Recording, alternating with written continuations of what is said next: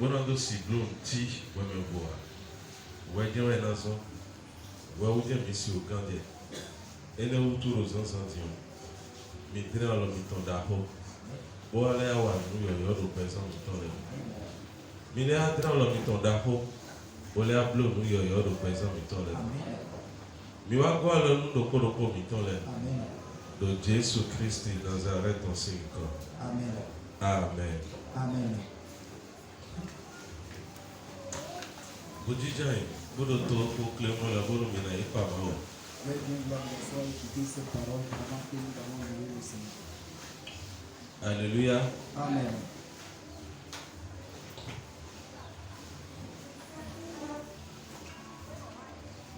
Oui, nous pouvons ton lait me Nous sommes dans les derniers temps.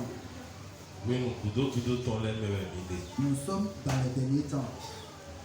Donc oui, nous pouvons ton lait. Et dans ces derniers temps, Nous gégena do dijoy.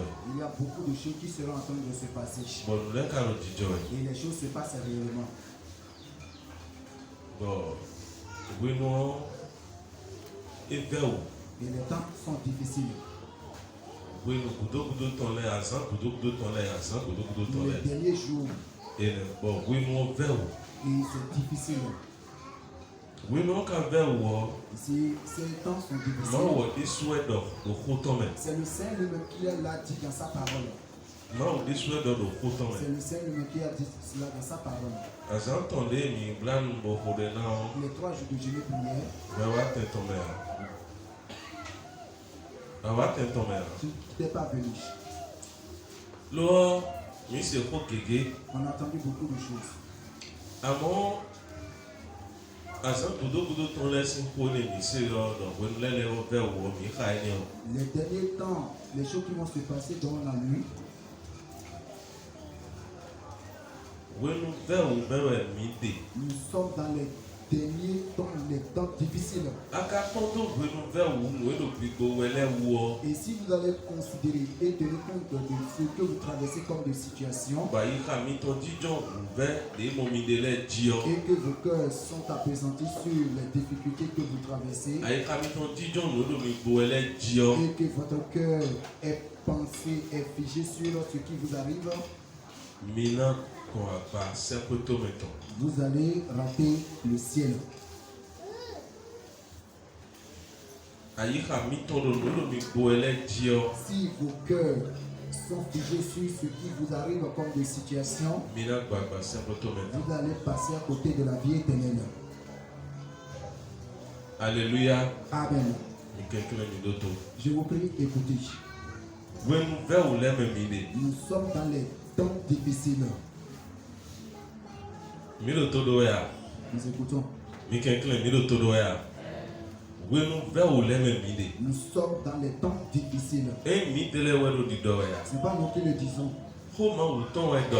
C'est la parole du Seigneur qui le dit. 2 Timothée 3 verset 1. Timothée, oui, mais ta wego, ta attend. Il quand même nous comptons. Et ouais do. C'est ça qu'il le dit. Et non, oui nous goudou azan goudou ton les mains. Il a dit dans les derniers jours, Oui nous vers où l'air nati. il y aura de temps difficiles. Bon oui nous vers où l'air kati. Et il y a vraiment de temps difficiles. Voyez soit mon. Vous-même, vous voyez, Et le dijere. ça se passe. Et le kikawewe. Et ça t'arrive aussi. Lele le Il bibowe. y a certaines choses qui t'arrivent. À mon lait le sien ouais gon. Vous voyez comment les choses sont dures. Aka pondo eni wo.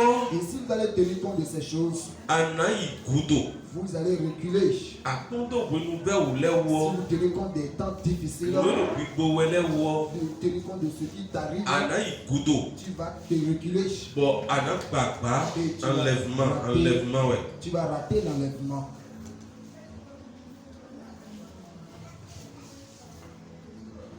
Mais mi biwe do tagba miton. Tous, chacun avec sa situation. Mi biwe do tagba miton. Chacun avec ses problèmes. Mais do khosafi, Ce qui est ici. moment do tagba edea. Et qui n'a pas de problème, il n'y a pas. Do nyele tu mono do tagba do yo. Parce que si moi-même je vois que j'ai des problèmes, Moje na mono bere su do tagba do c'est esi. même aussi que je vais voir que toi aussi tu as des problèmes. Bere su do tagba si. Toi-même tu as des problèmes. Mais ne tewe ma do tagba. Qui n'a pas de problème? Bon, et nos son Et cela fait que, Bon, et non do tabade et do na monsina ouais bon do nyian ouais. et on est dans le souci de trouver des solutions à son problème en cours. Ben no gon de l'air. Et on rate les prières. Ben no le kon amisa. Et on rate même le culte. Nous ele no ouais mi me beto le de do igbe yo. Ce que nous les hommes nous faisons aujourd'hui, Et na renu ble do mi wu. cela va gâter beaucoup de choses sur nous. Et na renu ble do mi wu. Cela va détruire beaucoup de choses sur Et nous. na son lo bon mi na gbagba enlèvement. Cela va Mais c'est faire, iji. cela va faire que nous allons rater l'enlèvement. Et na son bon mi si ou so pe do ma aussi nous kundia. Cela va faire que nous ne pourrons pas être prêts aux yeux du Seigneur. Wenwe ma ozo wa ton de wa ton we do fi frère Vincent wa ton we do fi o. Et quand le serviteur de Dieu, le frère Vincent, était venu donner le message ici, Akore do fi ne bo e do ton. il a un point là qui n'a pas sorti. E won we. Il a oublié. E do Il a dit, ya eni ya o je nous promet les yawesin le ton na jibonu. E mi na tian vie mi ton le do to kon me. de commencer à donner les cours de baptême afin que ceux qui sont ses enfants qui puissent commencer à les sélectionner. De emale yawesin o do Jésus Christ sin comme ben to vi bi bo wesin comme be le de zero we. Et que si on n'est pas baptisé au nom du Seigneur Jésus-Christ et que c'est au nom du Père, du Fils et du Saint-Esprit qu'on s'est fait baptiser, que cela c'est zéro. Avant vivant nous Mais à la fin, ewa do mi do won le to mi jen ko gbe to bo wa ti do de nu e do won nu yen ye le so e le awon de le de me. c'est comme si eux-mêmes, si on leur charge la commission de message, après ils oublient quelques parties. E do akunu do wi wa mi ton ko sepo Il m'a dit que le Seigneur a dit que sa venue est déjà proche. me bini na teji Que tous soient prêts. me bini na teji Que tous soient prêts. agoinio ni do e do santan ton Je hier pense bien que ce point il ne l'a pas énuméré le dimanche passé. me bini na teji Que tous soient prêts. nu do e wa fi di me na le do na kan bi e do mi si pa de do S'il était ici maintenant, j'allais lui poser encore la question parce que je ne peux pas inventer quelque chose. me bini na teji yo Tous soient prêts. ne we asi na teji nu ado amisa ton e bon Comment tu peux être prêt si tu rates le culte? ne we asi na teji nu nu ton me ma wo ho ma ton mini se ton de o se blame o mi se nu ton me gege lo se blame Au cours de la semaine, on a entendu beaucoup d'enseignements. bon nous de he ka yen ton lo ezeda ka te die bon do se blame On m'a mis cela sur mon cœur et je l'ai prêché. e we yin C'est ça qui est. azan gudo ton le me o we nu ve o le na ti Dans les derniers jours, il y aura des temps difficiles. bon nu bo e we ka ro di je we do we nu lo le ti Et en vérité, c'est ce qui se passe si we de lie depuis cet temps. ndanu me de azan bi de J'ai dit à quelqu'un, de ko amisa nka bi ne ko amisa quand il a raté le culte, je lui ai demandé pourquoi. e na nu le we zo be mi ko Il a dit, amisa c'est à cause de telle chose. bon nu we ni we ananya we a J'ai dit, ah, c'est pas c'est ça là d'abord que tu vas. amisa we ana wa we C'est d'abord venir à l'église. tubu na wa yan we ni o gudo Afin d'aller à l'autre préoccupation. lo mi su pono timbo nu we no me bo e no nya we ko amisa Beaucoup sont nous qui courons derrière ce qui nous préoccupe et nous ratons le culte. eyan han C'est pas bien. eyan han C'est pas bien. mi me bi e no ko sa fi di o mi ko to na me tere so san do ko se vivant no mi no ni me mo ba ma o si no kuma Pour tout ce qui est là, vous savez qu'à la fin de chaque mois, on cherche la présence du Seigneur. e no blan On jeûne. nu mi bla la azan ton ton lo e bla o tin e bla o te C'est bla pas o tin de jeûner prière. e le bla o tam C'est pitoyable même. e ma yo ne C'est pas bien. nu e bla mi ka de ni o din o Et ce que vous faites là, e no wa da be mi lo so a est-ce que cela pourra vous profiter dans l'avenir? e chiri do ayi ha mi de de suno ton e do e o so mo to me so mo to me bio e ke huni a e ha mi ton so mo to me c'est que ayi ha mi ton de sur so le na bloc bon na be so mo to me e ke huni ha mi ton C'est comme si votre cœur ne se préoccupe pas de comment faire pour entrer dans le royaume des cieux. bon mais que quand on est mon fi Et beaucoup voient ici, do for ça do ici, nous do e de nous que confiance ce qu'on dit ici, devant, e do me souhait qu'on insulte, abi e do me forcer ouais ou bien qu'on est en train de forcer. eh oh Non, nous mi dele mi na do kan va ouais bon nous mi dele do mi bo yo mi na do kan ton va bon mi na do si ton ba yo Mina raté enlèvement. Et si votre persévérance a trouvé solution à ce qui vous arrive comme des problèmes, vous allez rater l'enlèvement. Oui, quand Secondo, on retourne au fil à Santon Lene. dans les 3 jours, il y a une parole Bon, quand on a une Mina Zene doit te oditam. et ce qui est sorti comme parole là, j'ai vu qu'on va Donc, clément, en vrai forme. mais quand on vient de faire ça, Celui qui a posé la question est dans la salle. amont, Mais il y en a d'autres qui du clément.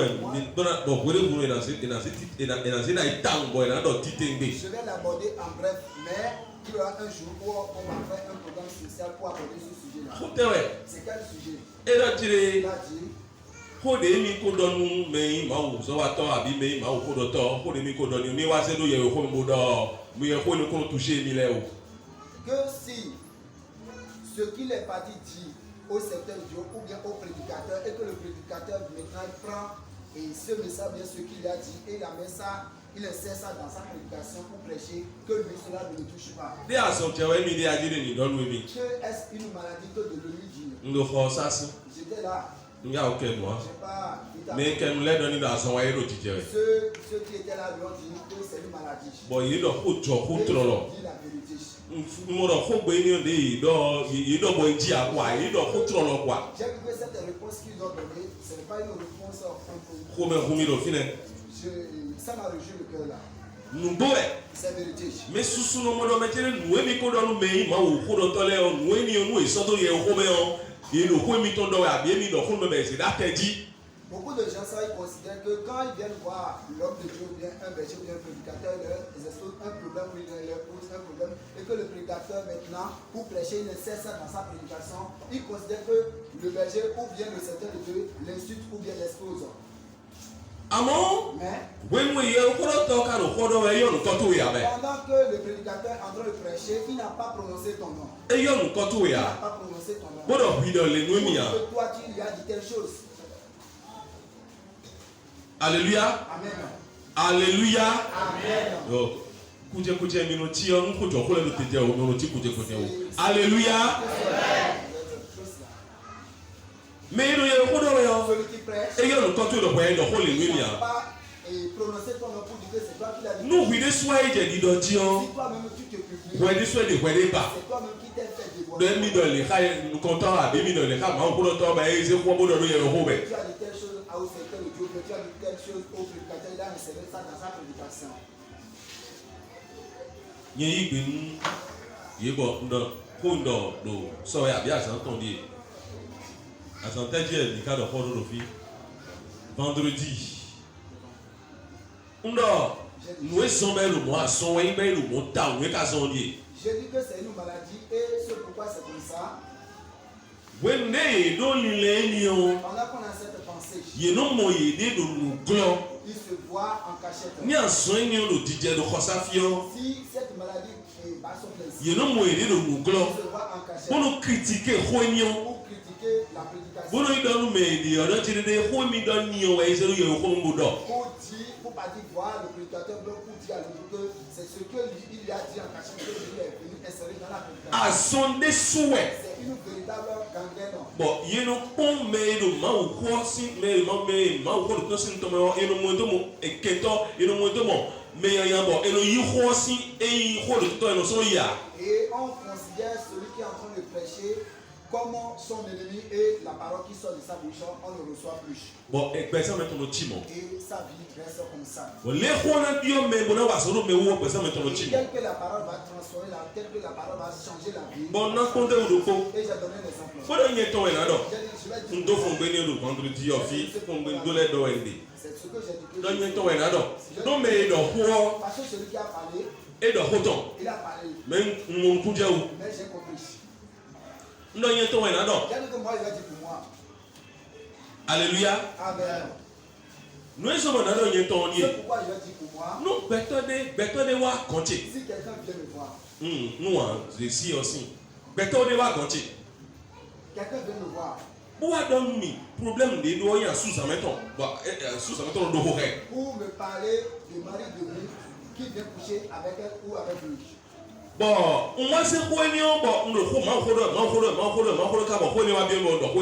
Et que je prêche prêche que dans ma prédication, et cette parole sort dedans. Bébé ndo ko Le nyoto. jour que j'ai fait sortir ce propos-là, Bon mi safo. et après le plus tard, Et so yi me ndo ko ne nu mi be conseiller ton wa konti ya. ce n'est plus celui qui est venu me voir pour ce problème-là, qui est venu me voir après le culte. Mais ne ko ma kan bo ma mo to nu ko de ale we wa konti pe to na yi do ko we aton. Benebe. Trois ou bien, deux ou bien trois personnes étaient venues me voir pour dire que ceux-mêmes qui ne connaissaient rien même de ce problème-là. Bodo. Et ils ont dit, Vraiment. ah vraiment, Je ko de mi do e pe yo. la prédication que vous avez donnée aujourd'hui, Nyewe mi do na. c'est à moi que vous Nyewe nu ni lo pito e. Oui, c'est moi qui traverse cette difficulté-là. A son na bide. Plusieurs fois, Mi a ho le nu mi. venez prier pour moi. Dion re ko nyoto. Oh, mi tun bi bo we sans Vous ça. ne connaissez pas Mi me no blo mo le o mi kekle mi wuzu jijo, mi wuzu jijo. changer de comportement. Mi le Je bojo. vous prie, repentez. Enu si ne utu mo pe to ko ami sa. À cause de cela, c'est que même on a que le culte. E ka no ti do nu we Et ya. on ne te dit rien. Anu khama ho ha. Donc vous ne lisez pas la parole du Seigneur. Ma ho do jere Jésus Christ de nu e bi gbo we se ho. Le Seigneur Jésus a dit que c'est ce que le Saint-Esprit aura entendu. E we ina do. C'est ça qu'il va dire. Nu e bi gbo we se we ina do si. C'est ce que le Saint-Esprit a entendu qu'il va dire. When you ma ho do to bo no ho dem no bla no ho dem no so bo susu do po ma ho po. Toi qui es serviteur de Dieu, tu es prédicateur et que tu passes beaucoup de temps dans Bo bi gbo ma ho to no hwe me. et que le Saint-Esprit est en toi. When bi gbo ma ho to no hwe me Alors o. que l'Esprit de Dieu est en toi, E ba na do ho ni nu hwe ya. il ne veut pas te dire cela. Amo ise better de mo si nu do wa do ho ni nu Mais hwe. il passe par la bouche d'une autre personne pour te parler. We ka le do ni le na mi na se ho ni na do ma ho na. Et toi, tu n'as pas la pensée de prendre cette parole pour prêcher à Ye me ho do ali. toi, tu es en train de prêcher seulement. Bon, il y a beaucoup de gens qui ont les pistes, c'est Et que faux. tout ce que tu as prêché, Il est nommé dans le fil de vendredi. un frère a dit, Nous, nous, pour le temps, il y a un faux oui, après que le prédicateur a fini de prêcher, qu'il va s'asseoir, ouais, c'est quoi? va t'approcher de Pour lui. les midons, il lève un bidon. Tout ce que vous avez dit là, répétez-moi encore. Et ça, c'est l'aide pour l'air. Il ne peut plus dire. Et nous, nous, tout le monde, nous, bidon, mais au temps où il y a un coup de moyen, mais Que cela vous ouvre le cœur et l'esprit pour savoir que c'est le Saint-Esprit qui prêche par lui. Dion, on est à donner. Maintenant, ce que tu as Bon, quoi, le tour, il y a un coup, mais c'est que cette parole est sortie dans la prédication. Zoué, zoué. Est-ce qu'il t'a instruit?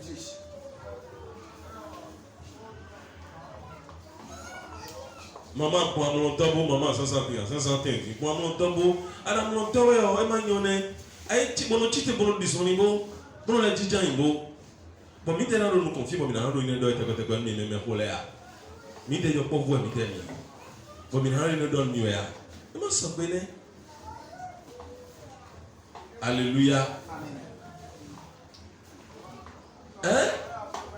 Nous on a son d'apo et il nous tombe là me fi. C'est une véritable gangrène dans ce peuple ici. Bon, ils nous sommes nous pro critiquer ouais la punte ti. Et on prend cela, on considère, on commence à critiquer, on critique dans le bus. Comme donion. Ce que je Et l'ai ouais, c'est tout yo c'est ko. ça qu'il a inséré dans la prédication.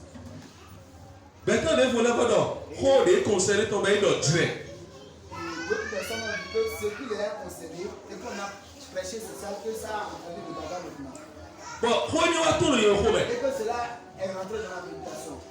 Bon, mais le boka mo we. Et maintenant, une autre personne vient te Et dire. le mo dire de quoi ça. Ça s'est passé même ici. Bon, alors, vraiment, Il a dit, oh, mais quelqu'un me faut de je nuit. vous prie, priez pour moi. Mi don mo ni so kemi. Demandez au Seigneur de me pardonner. Ai so mo de ya ki me o. La fois de quand j'ai été marcher, Me o elo ko ba mi e bo ka wo ndo dire o mi ho hun. la personne me cherchait querelle jusqu'à ce qu'on s'est bagarré. We no me ne ka do ko ni o. Quand cette personne a dit cela, Nu kwe o.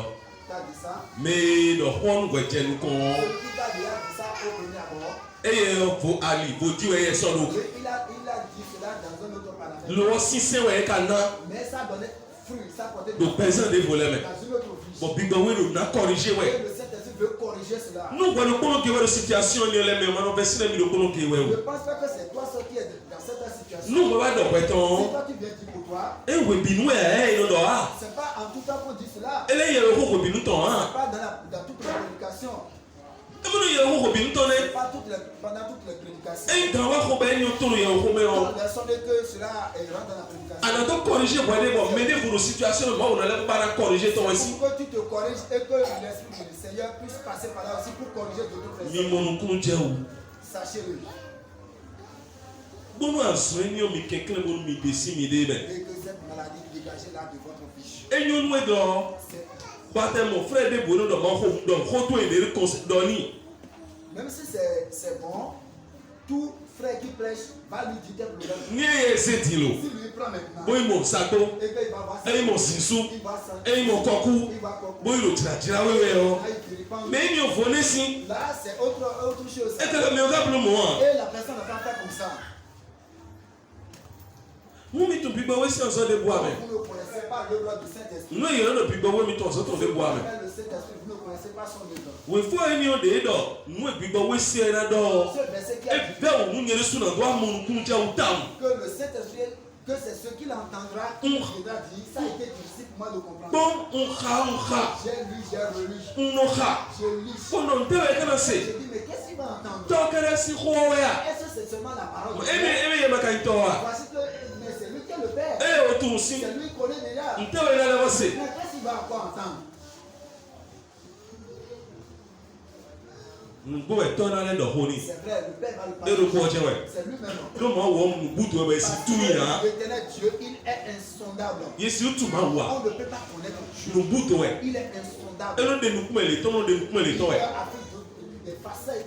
No nu wi ba to le le eno de nu kumele to no de nu kumele to we. Sa manière de faire, il a plusieurs manières d'agir.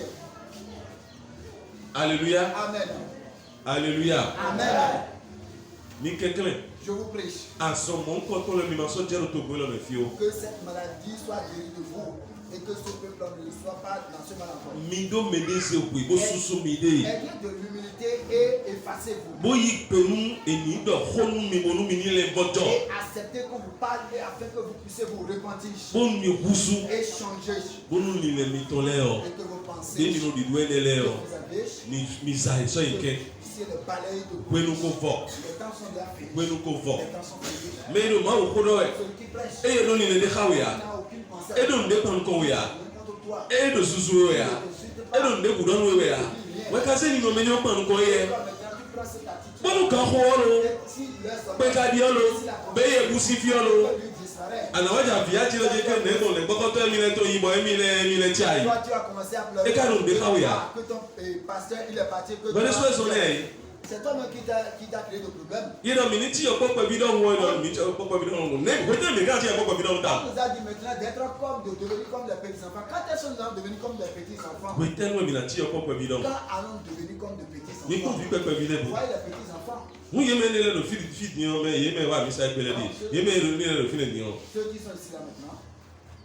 Bo ye ko hu fi ni o. Za le de ale mo e be na je ko Quand ye. ils vont se bagarrer dans quelques instants après, ils vont se Bo ne ka gbogbo e do mi ni ti ye do hun. Bo mi mo do ti ye do mo. Pourquoi la parole du Seigneur nous demande d'être comme eux? Nous ne pouvons pas, nous ne voulons pas devenir comme eux. Kum di de. Messi ese de bo do mi lo fi. Et c'est le maître qui m'a envoyé, je voulais parler. Bo mi ho lo fi. Et on a joué ça. E le su lo fi a. Lui-même, il n'était pas là. Bo mi ho. Bo lo e le su wa mi na le bo ho. J'ai dit que quand il serait là, on va jouer ça. Nte e do de me. Qu'est-ce qu'on a dit dedans? E do gan mo mo e mo lo je yo po vule e yi su po.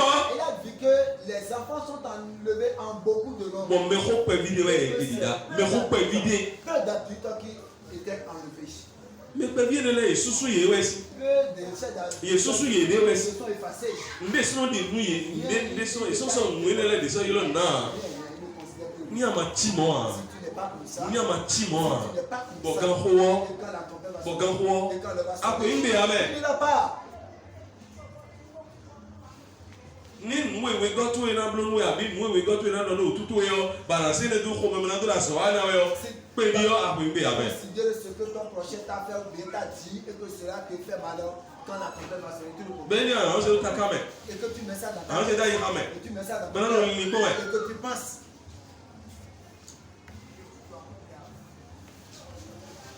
Ako ngbe fi de bo ame. Tu ne l'as même pas.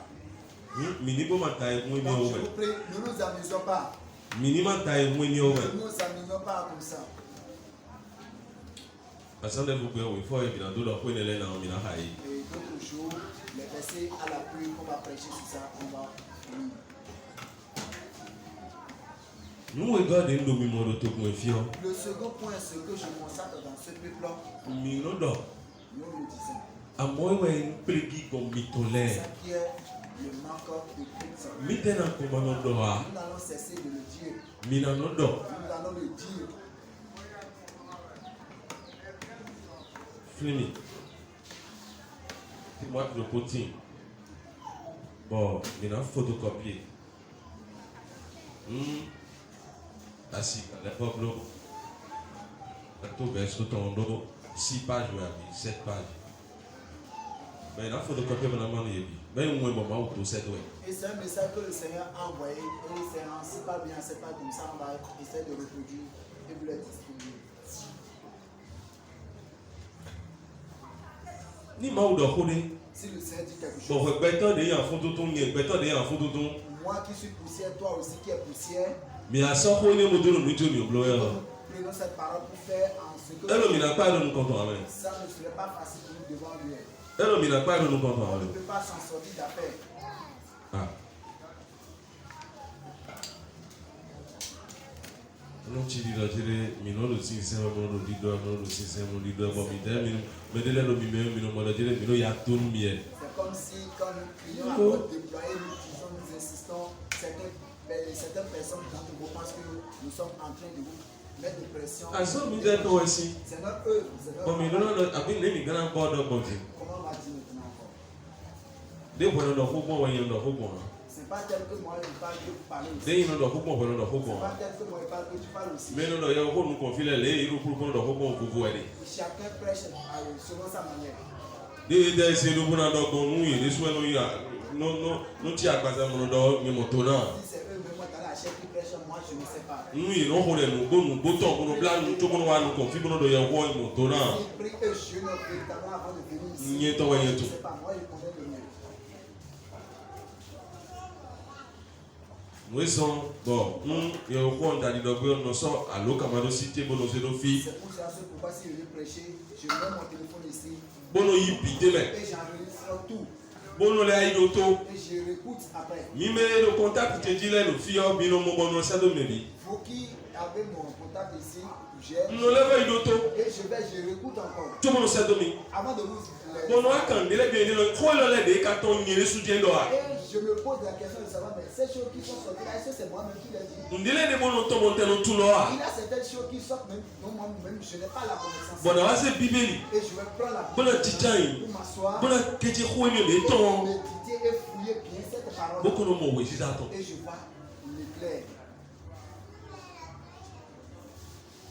Elle a une formation, nous y est Donc cela constitue aussi une formation pour moi. Elle a une plan de belle, nous y est Cela aussi un enseignement qu'on me donne. Mais quand on est d'accord. Et nous nous amusons. Hein? C'est votre mère, nous t'y donne, coucou, une béo. C'est comme si le ciel nous Bon. pas. Ouais, examen. Toi tu vas à l'examen. Après examen. Tu vas à l'examen. Mais moi, ça me vidéo, pour une t'es bon. Vous voyez les candidats aux examens. Il y a un histoire géo. Ils vont apprendre l'histoire, les cours d'histoire, géographie. Il y a un SVT, mille dollars. C'est SVT, non? Hein? SVT. SVT. Science ou à vingtaine. Hein? Il y a un science de la vie. SVT. Il y a un mathématique. Ils vont apprendre mathématiques. Il y a un anglais. Ils vont apprendre anglais. Mais laisse-moi, mes matières, tu voulais, non, pour les. Toutes ces matières. Bon, il y a un examen au Et temps. maintenant, arrivé à l'examen. Donc, pour le point, le cambio est dédié. Et on leur pose des questions sur chaque matière. Mais comment? Voyez. Mais comment? Voyez. Disons, Maintenant, le moment où si on met dans en. l'adoration, Il y a dans le plugin qu'on. Et puis, nous on l'avons. te dit que le manque de culte, ce n'est pas une bonne Il y a chose. dans le plugin qu'on. Et puis, nous On l'avons. te dit que le retard, ce n'est pas une bonne chose. Il y a dans le plugin nous sommes aussi les. Il y a dans le John. On te dit de considérer les choses du Seigneur. Bon, il y a dans le oui. On vous cite certaines choses. À mon ouais, quand on pleut, tu le vois. Toi, tu fais ce que toi tu veux. Est-ce qu'il n'y en a pas, oui? Est-ce que tu peux t'en sortir d'affaires? Mais mon coup de problème. Vous avez compris? Quand on pleut, Toi, tu fais ce qui te plaît. à le sud de Milan, il m'a aussi élève nous bois. Alors, quand tu es sûr que tu es l'élève de Dieu,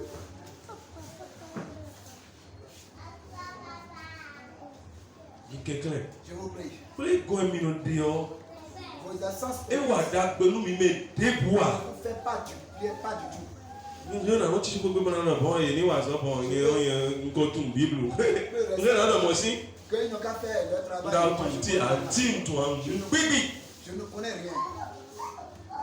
N'te bon te tu an. Je ne connais rien. Bon wa di jan. Et je viens m'asseoir. De la matin ma de dia ele don mi no je ma ko o be no a ho sa no di jan. Ma santé n'allait pas bien. On me dit de ne pas rater, de venir m'asseoir. Bon mais ne ku grand ya ti. Donc, celui qui m'a parlé le plus grand, E we no ya c'est ti. celui qui m'a Mi do to écouté. we zo ke kan mi ton le o. Vous pousse, Boro mi sa kon we vous o. ratez les prières. Boro prière kon we Vous o. ratez les E prières. wa da pe nu mi Ça ya. ne vous fait pas du bien. E ka son nu mi nu sa ko to me bio bio Et a. ça ne vous prépare pas pour le ciel. Me de ni man ka no do da ka to me do. Et que personne ne dise Mi do mi sun we o. qu'on est en train de Me l'insulter. de ni mo ko no da ka to me do. Et que personne ne dise dans son cœur Miro tantan do nu mi we qu'on o. est en train de le forcer. Amo Mais mo we na blo pon ko e chobo sa ko to me na pa me. c'est comme ça qu'il faut faire avant d'entrer dans le royaume des cieux. Bonu mi mo no do e so ko che da te ji boro ko che do we Et o. ne dites pas qu'on a mis vos problèmes Ko ne le yo yo ko si ko ne le mi sa bi se ko igbe. à abandonner tout ce pour pas la balayer, toutes ces choses-là. Ẹyin alọ abara ina ase do jito e bẹrẹ rẹ o temo sọ bọ bi gbọ ẹlẹlẹ na jowe do nu yẹ agbolo mina blo nu yẹ ajẹ mina. Ce n'est pas une position que ces démons vont sortir de vous. Ce serait des choses faites pour les gens.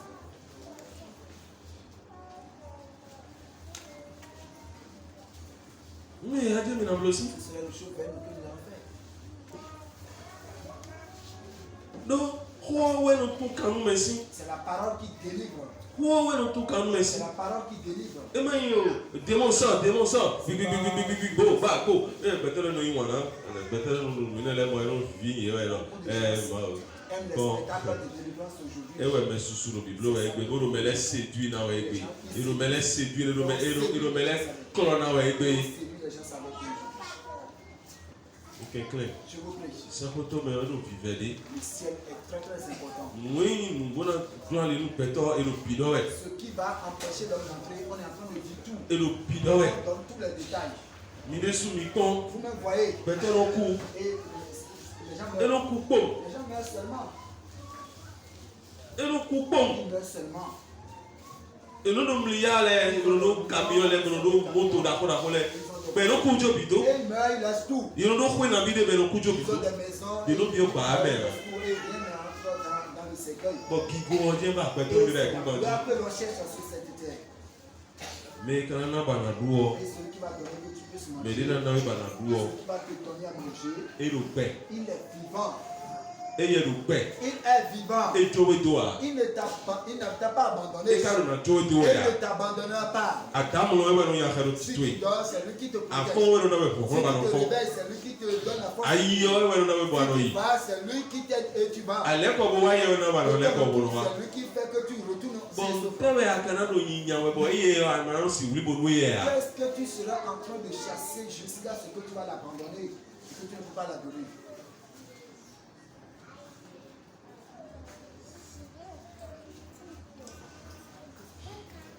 alléluia Amen. mi nù fẹ́ sí lọ o lè gbọ́ kọ́tọ́ yẹ evo Vous pensez que le serviteur de Dieu, lui, il est à l'aise. àbí mo nu kó mi nù tó mú náà rẹ̀ à Mais c'est avec l'air que vous voyez ça. mi nù mọ̀ náà evo Vous voyez qu'il est à l'aise. nuru pẹ̀tọ́ kpó ẹnu pẹ̀tọ́ náà sì wúdọ̀ pì sínú tọ̀mẹ̀ On ọ va ouvrir sa bouche pour vous raconter ce qui àbí ẹ̀mí tẹ̀lé lẹ́yà Vous allez me pleurer. ńgbẹ̀tọ́ náà dọ̀ nuru pìpọ̀ ẹ̀ pì sínú mẹ́ ọ Si l'on va vous dire ce qui traverse, àbí ẹ̀mí náà yà. vous allez pleurer.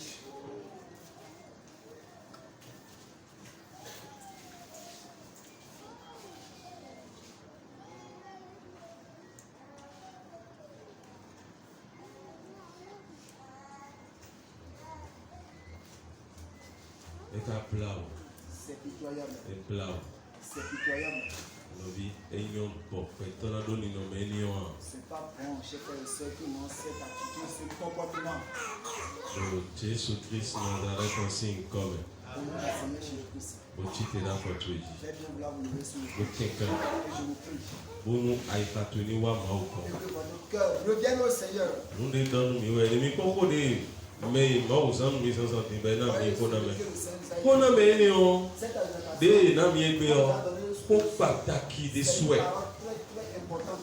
Faut pas t'acquis, ouais. Une parole véritable importante.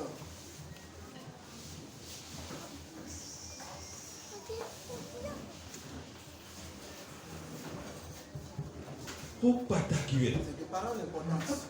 Bon, elle est là dans Big Bob, dans nos millions, et dans émission, bon, peut-être nous disons, vous l'êtes au moins, nous, mais vous n'êtes qu'à faire le ça filet. Et il y a comme nos fils ou quoi, mais. Il ne reste pas ici beaucoup. Et il nous a dit, Et quoi il dit, mais. l'Esprit du Seigneur l'a dit, quand on adore le Seigneur, que certaines personnes restent assises. Et il y a quoi il dit, pas où, dit, mais. Il est déjà parti à Pau. Et nous, nos filles, amen. Il ne reste pas ici. Et nous, nos comme filles, Il amen. ne reste pas dans ce temps comme ça. Et les oiseaux, ça, bon, les oiseaux. Il va œuvrer et revenir. Et oh. Donc Jésus-Christ Nazareth aussi encore. Maou afosu maou mabo. Igonu no kotoi. Mindo kwenwe. Asan gudo ton le memine papa. Gwenu ve ule kale gowe. Kwa lo numero poropo. Wa no ko kamero poropo. Mise pipa da lo tweme. Wa pa wele bombi me. Donc Jésus-Christ Nazareth ton 5.